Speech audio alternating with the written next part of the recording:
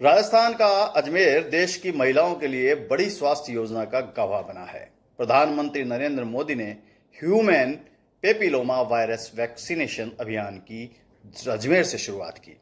जनसभा में मोदी ने हमेशा की तरह कांग्रेस पर निशाना साधा। उन्होंने कहा कि कांग्रेस को कुकर्मों के लिए देश कभी माफ नहीं करेगा।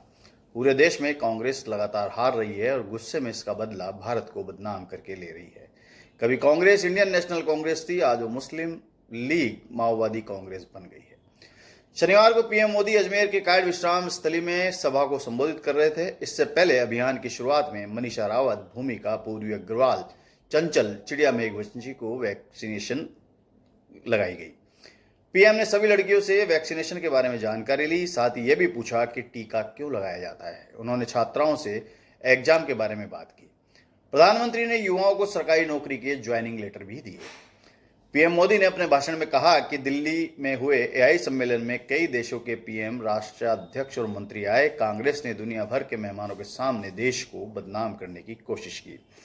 इतिहास गवाह है कि मुस्लिम लीग भारत से नफरत करती थी, इसलिए मुस्लिम लीग ने देश को बांट दिया। आज कांग्रेस भी वही कर रही है।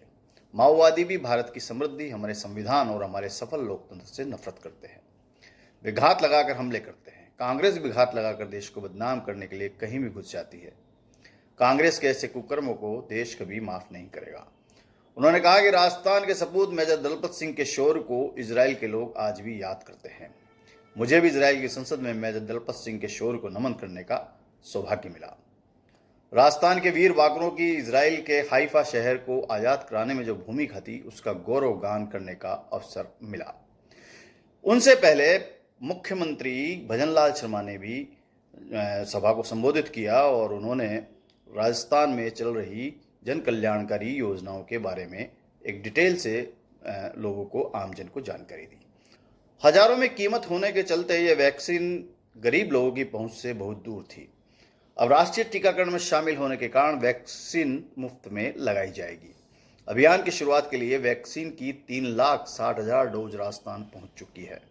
महिलाओं के लिए सर्वाइकल कैंसर बहुत घातक है।